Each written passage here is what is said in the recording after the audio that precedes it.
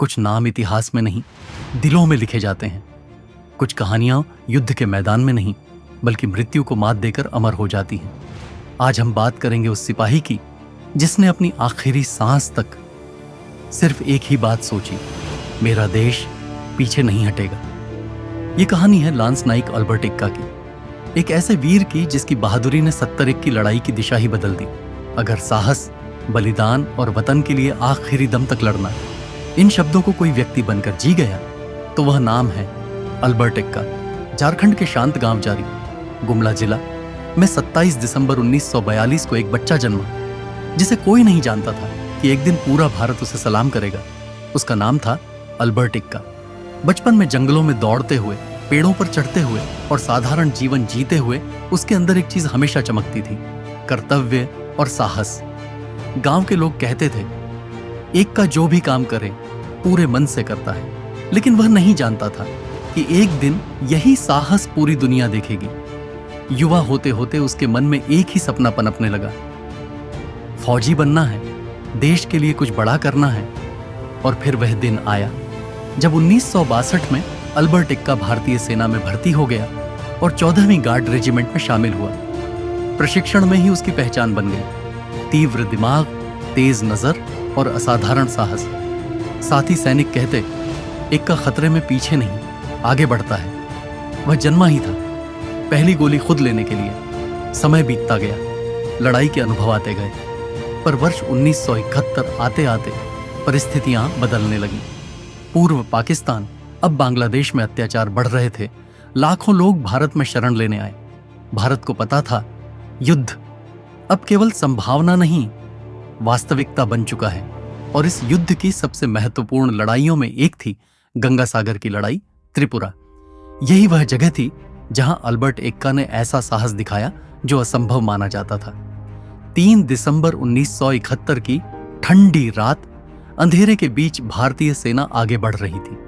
उनका लक्ष्य था गंगा सागर के मजबूत दुश्मन किले को कब्जा करना।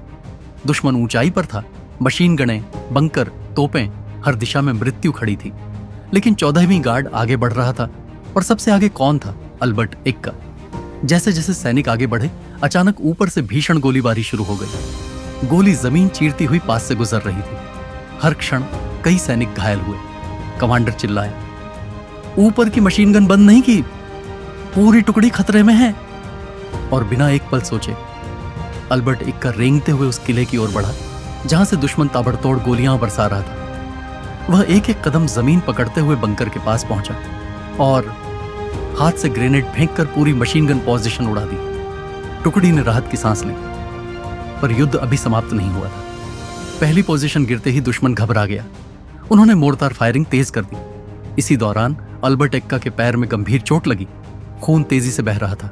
साथियों ने कहा, एक्का पीछे हटो, जख्म गहरा है। उसने उत्तर दिया, मैं पीछे हटा तो देश पीछे हट जाएगा। वह लंगड़ाता हुआ फिर से आगे बढ़ा। अब भारतीय सेना के मार्ग में सबसे खतरनाक बाधा थी एक मजबूत 2 मंजिला बंकर जिस पर भारी मशीन गन लगी थी। जब तक यह बंद नहीं होती, भारत आगे नहीं बढ़ सकता था। कई सैनिकों ने प्रयास किया, पर कोई पहुंच नहीं पाया। कमांडर ने चुप होकर बस एक नाम लिया, एक्का। अल्बर्ट एक्का समझ गया यह उसके जीवन की सबसे बड़ी लड़ाई थी। वह घायल शरीर लेकर घुटनों और कोहनियों के बल धीरे धीरे उस बंकर की ओर बढ़ा। गोली उसके बेहद पास से गुजर रही थी। हर कदम मृत्यु के बराबर था, पर वह रुका नहीं, एक पल भी नहीं। वह बंकर तक पहुंच गया। ऊपर दुश्मन की मशीन गन थी और नीचे से भारतीय सैनिकों पर गोलियां बरस रही थी। अगर यह मशीन गन नष्ट नहीं होती, पूरी लड़ाई का पलड़ा भारत की ओर नहीं झुकता।